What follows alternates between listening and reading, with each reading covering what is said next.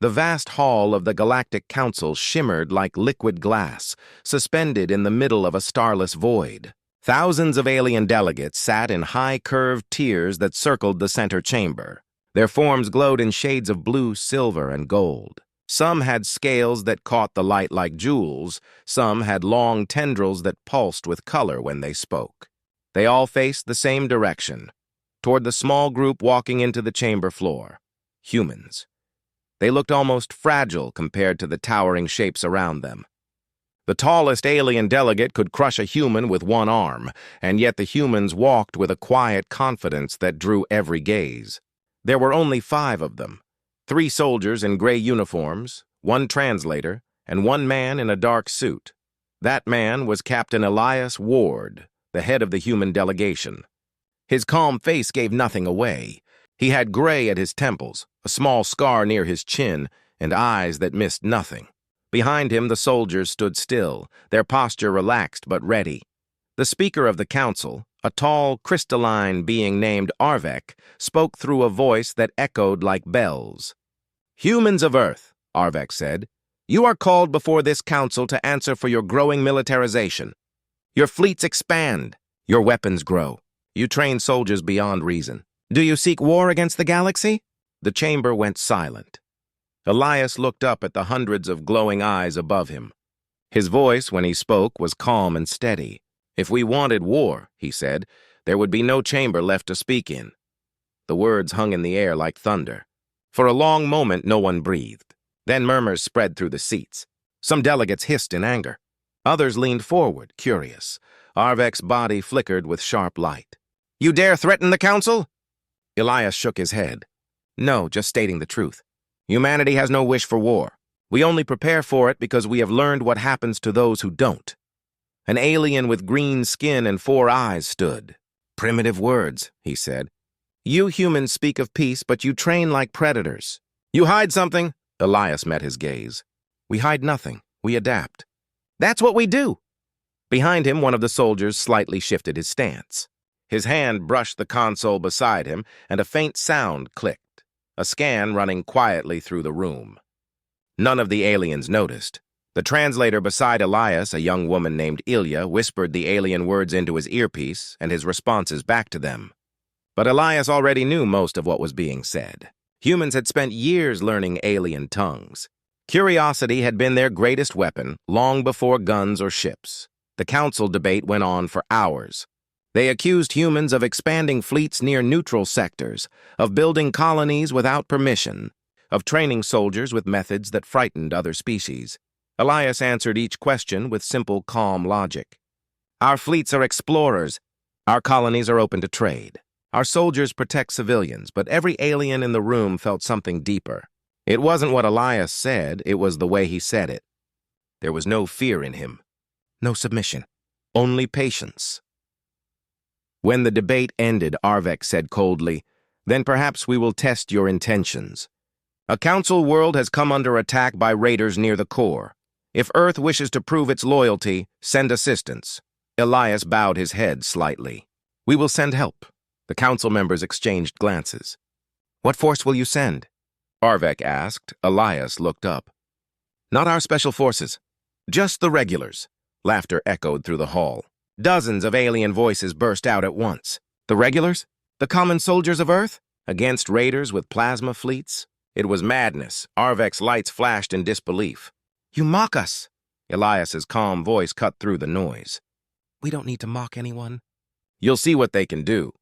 The session ended with confusion and laughter. The human delegation left the chamber, escorted by silent guards. Outside, through the clear walls of the council station, Elias watched the stars drift like slow fire. One of his soldiers stepped beside him. "Order, sir?" the man asked quietly. "Send the message," Elias said. 12 regulars." "Nothing more." The soldier nodded. No one questioned the order. Hours later, far away near the galactic core, 12 human soldiers landed on the surface of a world under siege. The planet burned from orbit. Pirate ships swarmed in low atmosphere, their cannons tearing through defense towers. Civilians ran through streets of broken glass and flame. The regulars moved silently. They wore gray armor marked only by a small Earth insignia on the shoulder.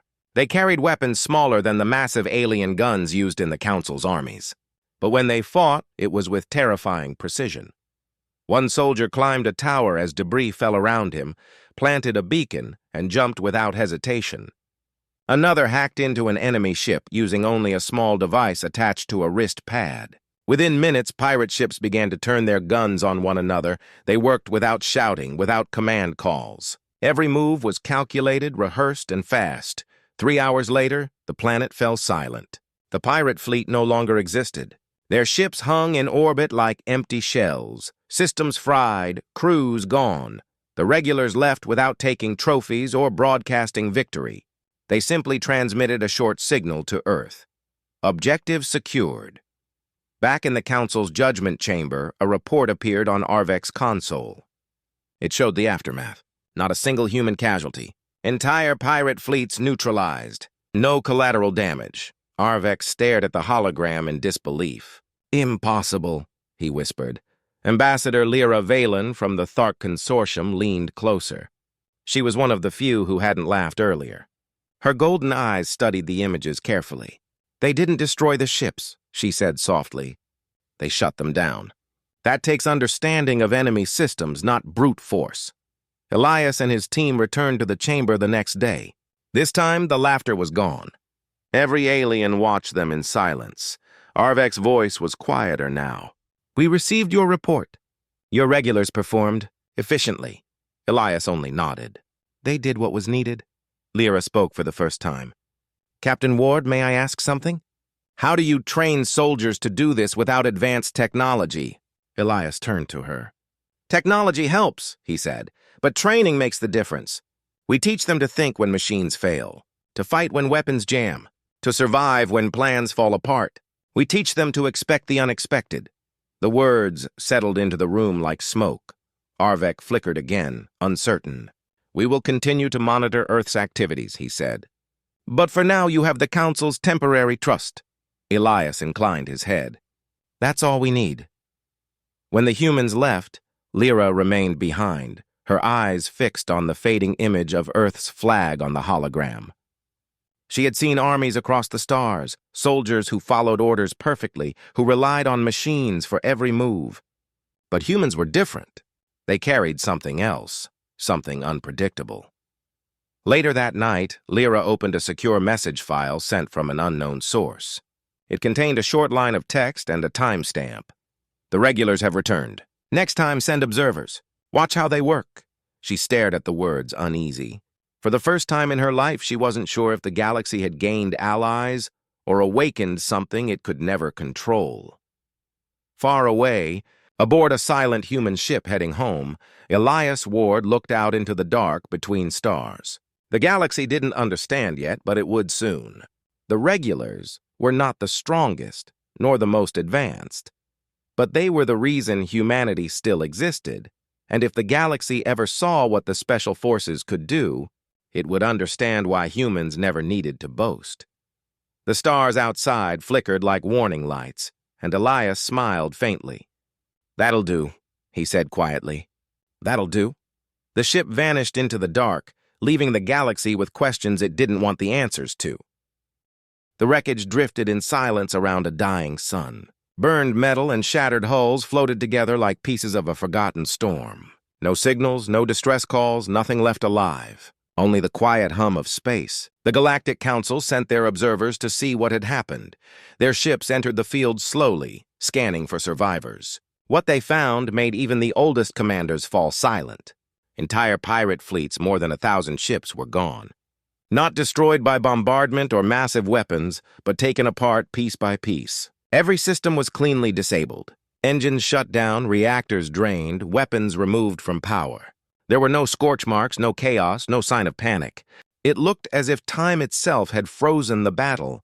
An old alien admiral whispered into the stillness, "That was not war. That was cleaning."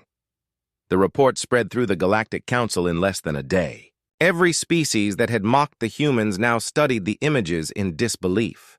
The small detachment Earth had sent, only 12 regular soldiers, had done what entire armadas could not.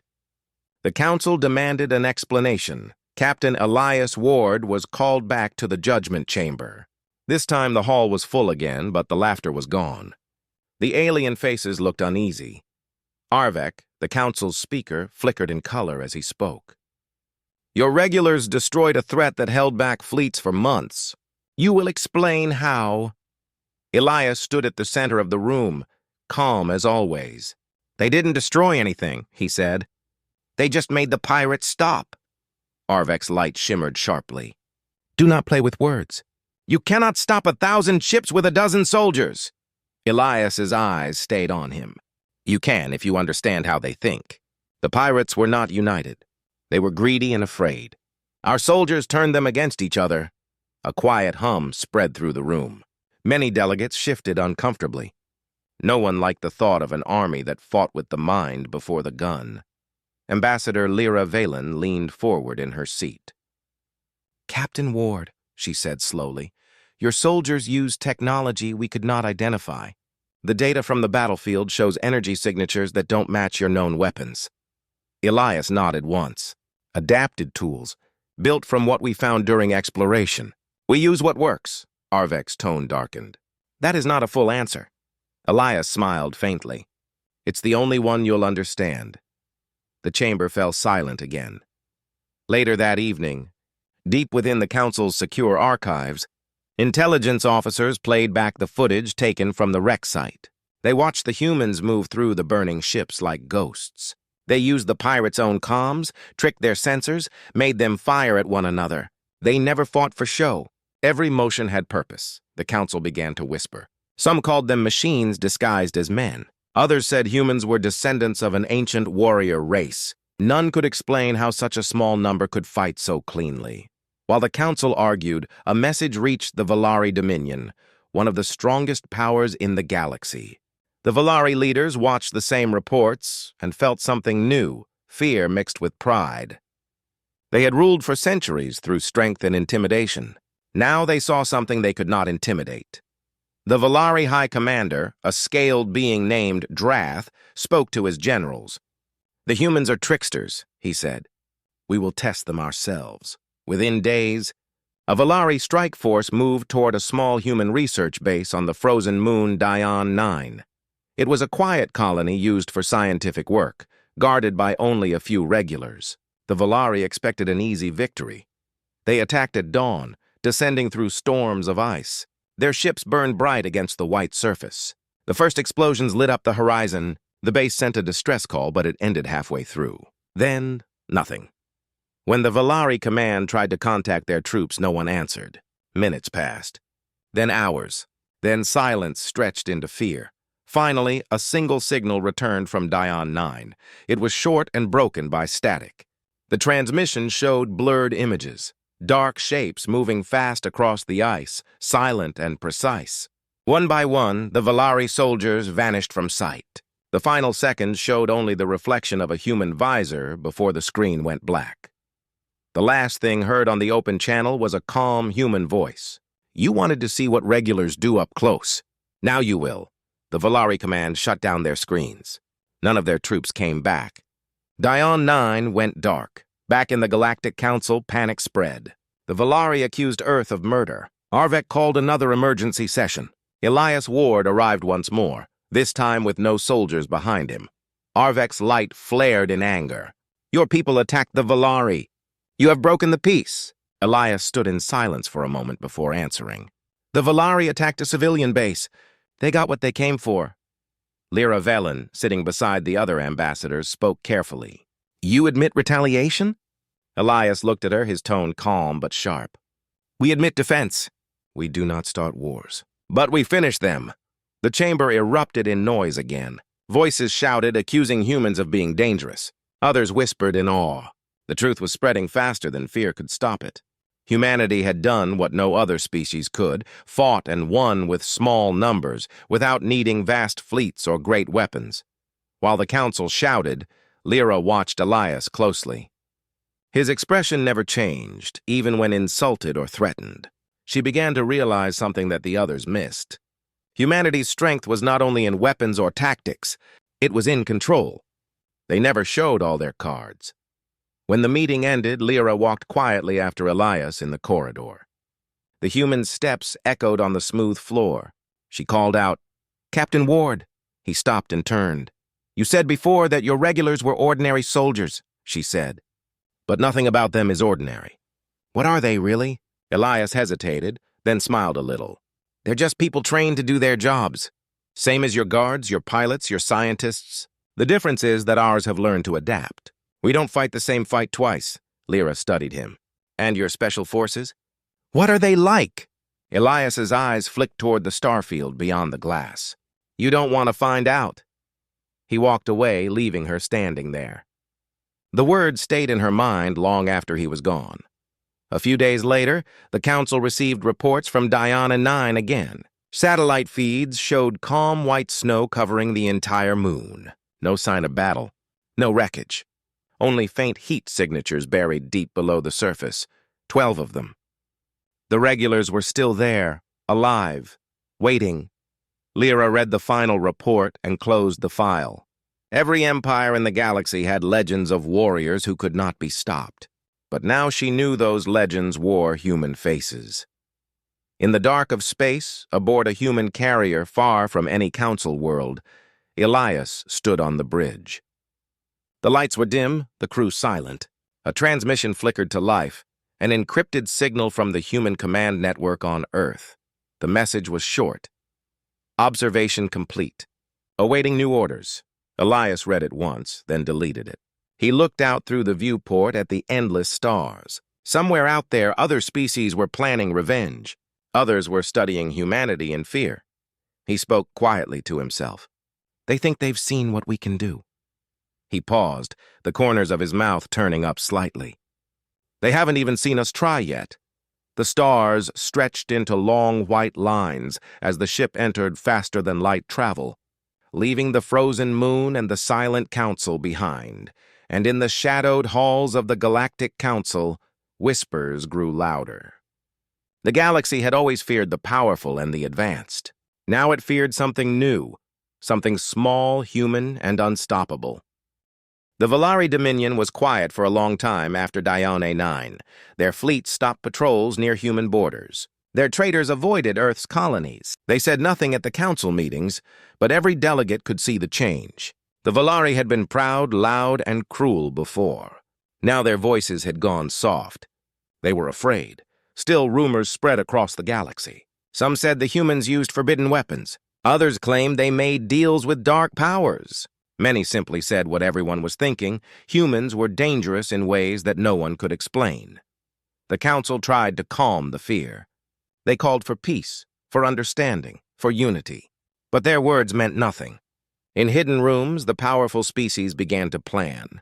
They wanted to know how far humanity's reach truly went. Ambassador Lyra Velen watched it all quietly. She had been there during the first meeting. She had seen Elias Ward stand alone before the council and never once look afraid. She remembered the wreckage of the pirate fleets and the silence from Dione 9. She wanted to understand. So, when Earth invited her to visit under diplomatic permission, she agreed. The shuttle landed in a quiet field outside a human city. The air was blue and warm. Children played near the landing site, waving at the sky as the engines cooled. Lyra stepped out and looked around. It was not what she expected. The city in the distance was beautiful, but simple. There were no towers of crystal or floating platforms like the cities of other races. There were roads, parks, and rivers. Everything looked calm, almost fragile. But beneath that calm, she felt something else: structure. A man waited for her. He wore the same gray uniform as the regular soldiers. His hair was short, his expression unreadable. "Welcome to Earth," he said. "I'm Commander Holt. I'll be your guide." Lyra nodded politely. "You train the regulars?" "Yes," Holt said. "I help prepare them for what they might face." They drove through the city in a small ground vehicle. Humans waved as they passed. They looked happy, free. Lyra noticed that every street had emergency shelters built into the corners. Every home had escape routes. The people seemed to live normal lives, but the preparation was everywhere, hidden in plain sight. "You all expect war?" Lyra said softly. Holt smiled faintly. "We don't expect it.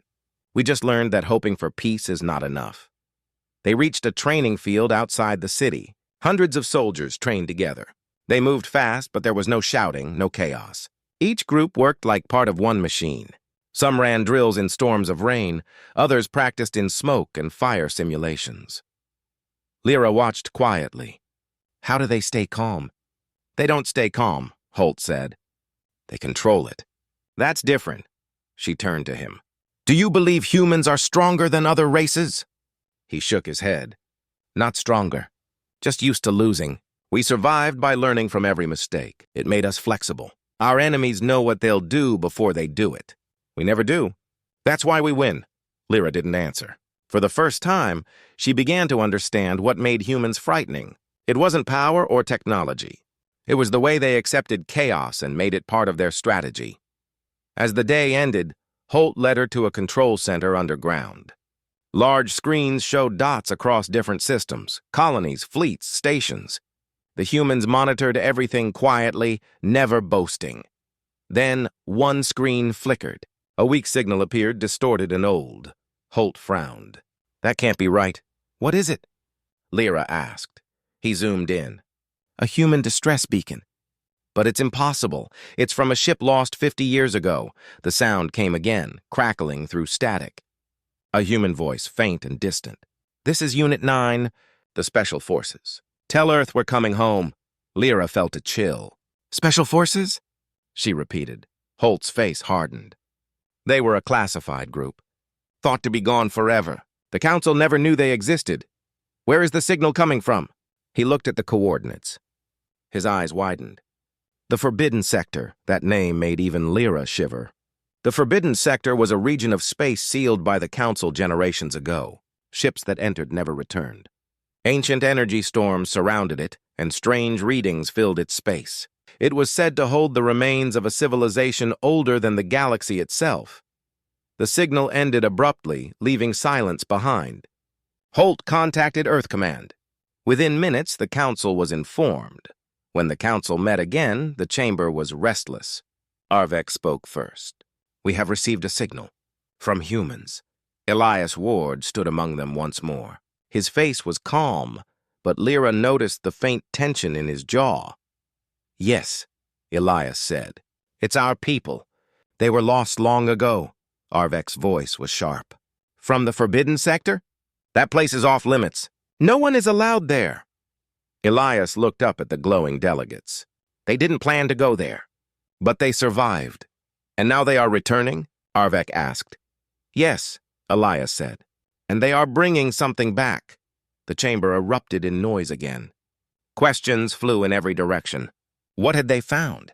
What were they carrying? Lyra's mind raced. She looked at Elias. He stood perfectly still, eyes fixed on the council floor. Finally, Arvek's voice rose above the others. This cannot be allowed. The Forbidden Sector is sealed for a reason. They must not leave it. The Council will send fleets to intercept them. Elias's gaze turned cold. Touch them and you'll start a war. The words froze the room. Every delegate stared in shock. Lyra spoke softly. Captain Ward, please understand. If they bring something dangerous, they're human, Elias interrupted. If it's dangerous, they already know what to do. The Council had no answer. Hours later, alone in her quarters, Lyra watched the replay of the distress call again and again. The voice sounded human, tired but alive. Tell Earth we're coming home. Those words felt heavier each time she heard them. Something about the tone carried more than hope. It carried warning. Across the galaxy, sensors lit up. A faint energy storm appeared on the edge of the Forbidden Sector. At its heart, a single ship began to move. A damaged human cruiser, its engines flickering like dying stars. It headed toward known space. The Council sent scouts, but every ship that went too close lost communication. Some vanished. Others returned damaged, their systems scrambled. Elias Ward watched from Earth Command, his face unreadable. Lyra joined him there, called in by special request. On the main screen, the lost ship slowly crossed into normal space. Its hull was burned, its markings half gone. Yet its signal was clear. Unit 9, Elias whispered almost to himself. They made it. The transmission opened again. A woman's voice, steady and strong, came through. "This is Lieutenant Mara Ivers of Unit 9, mission complete. We're bringing the package in." Elias answered softly. "Welcome home, Lieutenant. What did you find?" There was a pause, then her voice turned quiet. "Not what, who?" The screen flickered, showing only static. Then one final message appeared in data form. The Harbinger Core, contained but unstable. Elias's expression darkened. Lyra watched him and saw something she had never seen in him before. Worry. "What is the Harbinger Core?" she asked. Elias didn't answer for a moment. Then he said, "Something built before any of us." "Something that learns." Lyra stepped closer. "Can it be controlled?" Elias finally looked at her. "It depends on who tries." The room went silent as the ship carrying Unit 9 drew closer to Earth. The Council demanded that it be stopped, but humanity ignored the order. Every human fleet formed a shield around their world. Lyra watched the stars on the monitor, her mind full of questions and fear. She had come to learn about human strength, but now she wondered if she was seeing something far greater and far more dangerous than anyone was ready for. The lost ship crossed into Earth's orbit, lights flickering weakly. For a brief second, it seemed peaceful, like a relic returning home. Then the readings on the sensors changed. Strange patterns rippled across space, spreading like waves. Elias stared at the data, his voice low. "It's waking up," Lyra turned to him. "What is?" He didn't look away from the screen. "The thing they brought back." The stars outside began to flicker. And for the first time in her life, Lyra Valen was afraid not of war, but of what might be coming next. The chamber was silent except for the low hum of power fields running through the walls. The Galactic Council's high members sat in their seats, eyes fixed on the large screen in front of them. The image showed Earth, or what was left of it after the last orbital defense test. Smoke rose from the edges of continents, and the ocean shimmered with strange blue reflections. Yet, even through the devastation, there was something unbroken about that small blue planet. It refused to yield, and that, more than anything, terrified the galaxy's most powerful races. In the middle of the chamber, a group of humans stood surrounded by light restraints. They were calm. Not one looked frightened, even though a dozen alien races stared at them like predators studying their prey. The man in front, Commander Raiden Holt, held a faint smile. It was not arrogance, it was certainty. He knew something the Council didn't. The High Chancellor of the Council, a tall being made of flickering silver plasma, leaned forward. "Commander Holt," it said in a voice like thunder, "you stand here accused of destabilizing 5 sectors, seizing military installations that belong to the Galactic Defense Network, and refusing Council orders. What do you have to say in your defense?" Raiden looked around the chamber, his eyes cold but calm. "Defense? You want defense? You should start preparing one of your own." The silence that followed was heavy. Then laughter erupted from one of the larger alien representatives, a scaled creature with glowing red eyes. "Bold words, human. You are surrounded by an entire galactic fleet. Your planet is blockaded. What could you possibly threaten us with?" Raiden didn't answer. He just looked up, and somewhere above, the orbital comm links began to flicker. One by one, lights on the chamber ceiling turned red. A warning tone echoed through the building. Every alien suddenly felt a cold shiver.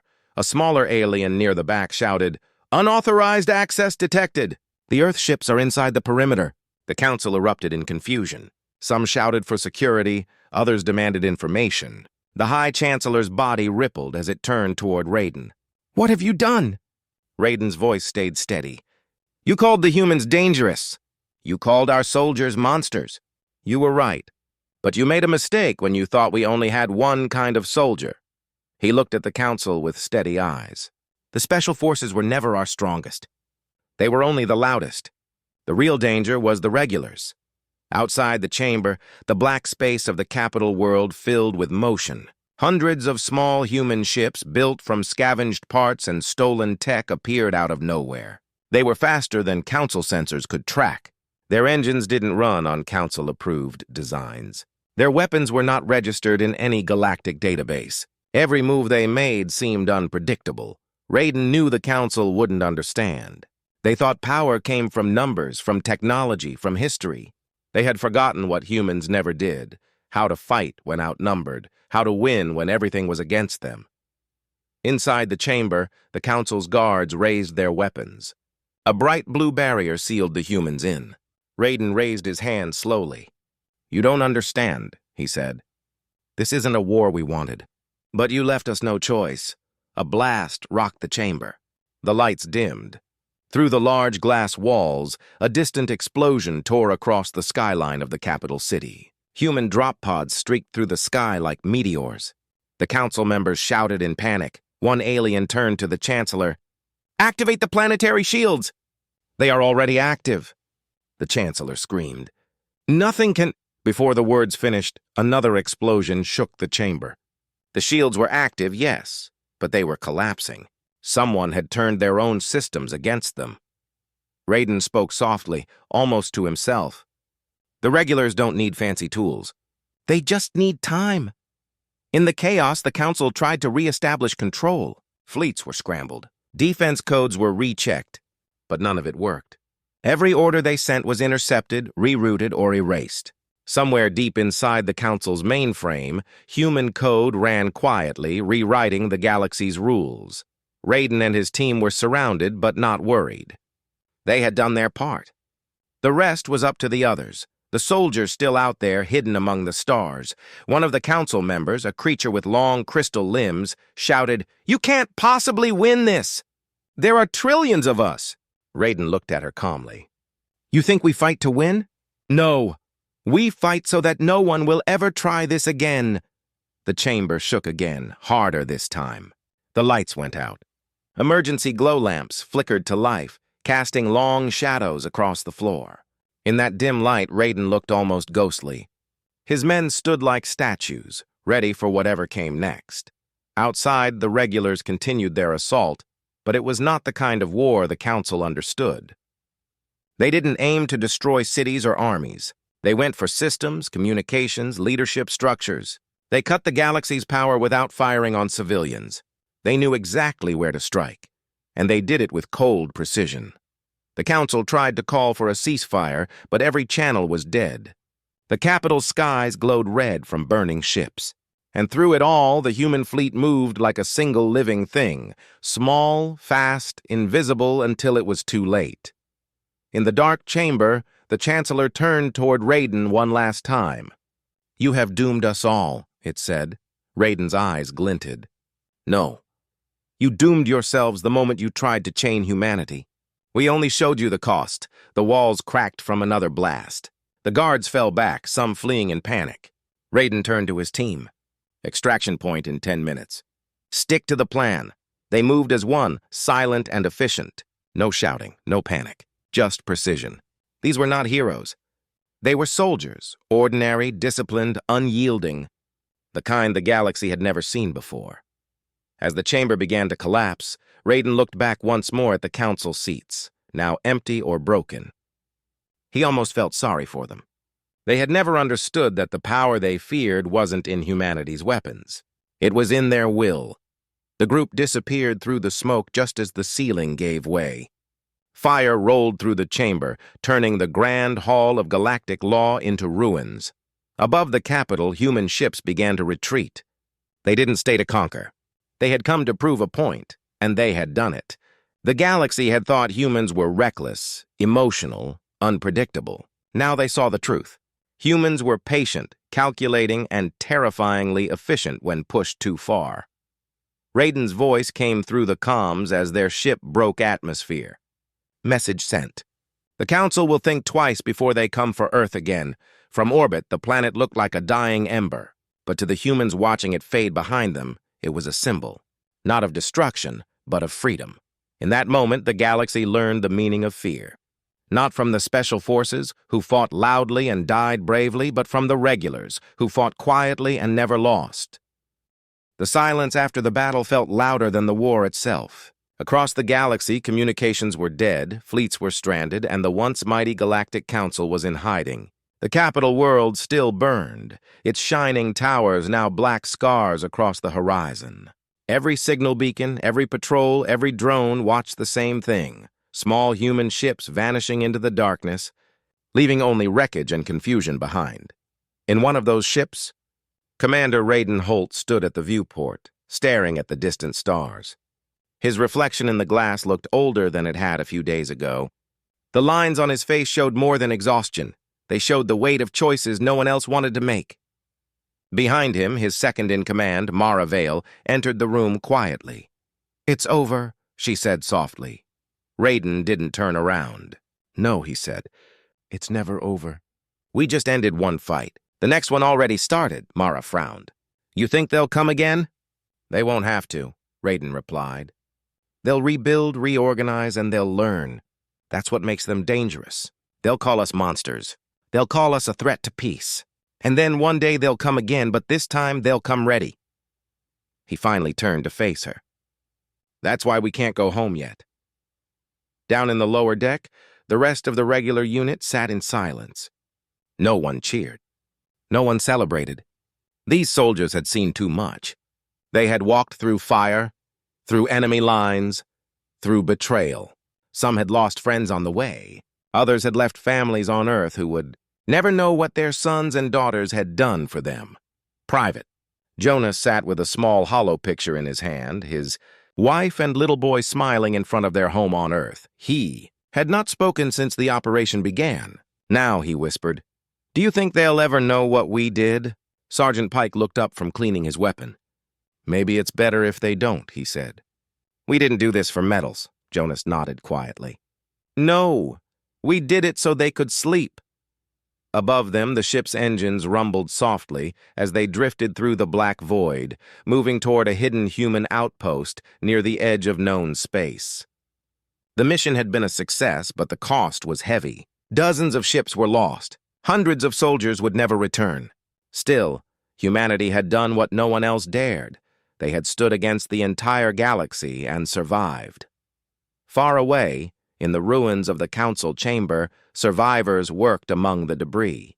The High Chancellor's once glowing form flickered weakly as technicians tried to stabilize it. Around it, other alien leaders argued, their voices desperate and fearful. "They destroyed our fleets," one shouted. "They hacked our systems. How is that possible? They were primitive only a century ago." Another slammed its clawed hand against the table. "Primitive? You fools never studied them properly. You laughed when they sent diplomats instead of warships. You mocked their slow ships and weak armies. But they were never slow. They were learning. Watching us, adapting." The Chancellor stabilized enough to speak. "Then what do we do now?" "Retaliate!" The chamber went quiet. Retaliate. Against whom? The humans had already disappeared, leaving no trace. They had no bases left in Council space, no armies occupying territory. The Council couldn't even find their fleet. It was like trying to fight ghosts. Finally, one of the elder members of the Council, an ancient being of stone and light, spoke in a low, heavy tone. "We should remember what they said. They did not fight to conquer. They fought so that no one would try again. Perhaps we should listen." That night, a new message spread across the surviving galactic networks. A short, simple broadcast from the human fleet. Raiden's voice carried through static and broken signals. "Earth stands free. We are not your enemies, but we will never be your subjects. Do not mistake our silence for weakness. Humanity will not kneel," the message repeated once, then vanished. No trace remained of where it came from. On the edge of known space, the human fleet regrouped near an unmarked planet. Their ships were damaged, but still flying. Their spirits were tired, but still unbroken. Raiden stood with his team as they watched the sun rise over the alien world. Mara stood beside him. "So what now?" she asked. Raiden's eyes stayed on the horizon. "We rebuild," he said. "We teach." "We prepare. If they come again, it won't be a surprise next time." He paused, then added quietly, "And maybe one day we find peace." The others joined him, standing together in silence. The air was cold and thin, but the view was breathtaking. A new world, a new beginning. Humanity had always done its best work when starting over. Back on Earth, the news spread slowly. Governments released fragments of information, whispers of a galactic attack, heroic defenses, and mysterious victories. Most people didn't understand what had happened. They only knew that Earth was safe. In the shadows of classified command rooms, leaders debated what to do next. Some wanted peace treaties, others wanted revenge. But none could deny one truth: the galaxy now feared them. In the months that followed, the galaxy changed. Border patrols stopped entering human territory. Trade routes shifted to avoid Earth's sector. Even the pirates and warlords who once raided human colonies disappeared. Fear was a powerful weapon, and humanity had earned it. But fear was not what Raiden wanted. He knew fear could turn to hatred, and hatred to war. That was why he sent small teams, scientists, diplomats, teachers, to the outer colonies. They would show the galaxy that humans could build, not just destroy. They would remind everyone that Earth was not only strong, but also wise. Still, even as peace talks began, the regulars stayed ready. They trained in silence, deep beneath the surface of hidden bases. They were not heroes in books or parades. No one knew their names.